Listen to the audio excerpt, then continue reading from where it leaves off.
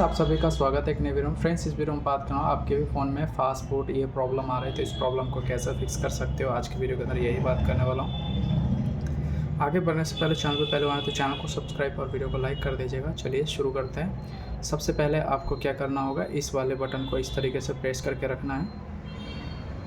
थोड़ी देर तक रखिए, आपको इसी तरीके से रखना होगा और जो आपका प्रॉब्लम है वो फिक्स हो जाएगा थोड़ी देर में। आप देख सकते हैं जो हमारा प्रॉब्लम है फिक्स हो गया है, क्योंकि टच वगैरह जो बिल्कुल भी काम नहीं करता है उस टाइम में आप ये वाला प्रॉब्लम को करके अपने प्रॉब्लम को फिक्स कर सकते हो।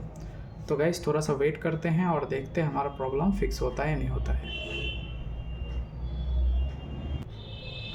तो फ्रेंड्स, आप देख सकते हो यहाँ पे Xiaomi पावर वाई एंड्रॉयड ऐसे कुछ लिखा हुआ आएगा। आपकी थोड़ा सा वेट करते हैं। हमारा डिवाइस है जो कि रिबूट हो चुका है, प्रॉब्लम है जो कि फिक्स हो चुका है। वीडियो पसंद लाइक कीजिएगा, चैनल को सब्सक्राइब कीजिएगा। मिलते हैं नेक्स्ट वीडियो में एक नए टॉपिक के साथ। Thanks for watching, bye.